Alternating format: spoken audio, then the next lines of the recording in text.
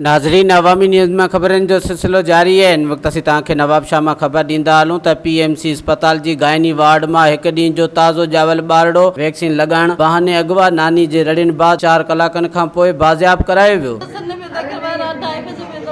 जी जी, फिर अभी यहाँ किस चीज़ के लिए थाने पे क्यों बैठी है आप? मैं थाने पे नहीं लेके आई, मैं दवाई इंजेक्शन लगवाने के लिए मैं लेके गई थी। जी जी, तो ये मेरे बेनजीर सेंटर के सामने जो मेडिकल स्टोर है वहाँ से ही मेरे पीछे आई है। अच्छा।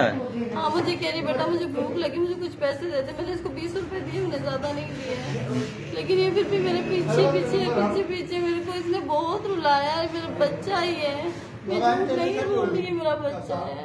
वधीक ख़बरनि ऐं तफ़सील जे लाइ विज़िट कयो असांजी वेबसाइट awami news hd.com ऐं ॾिसंदा रहो अवामी न्यूज़ HD।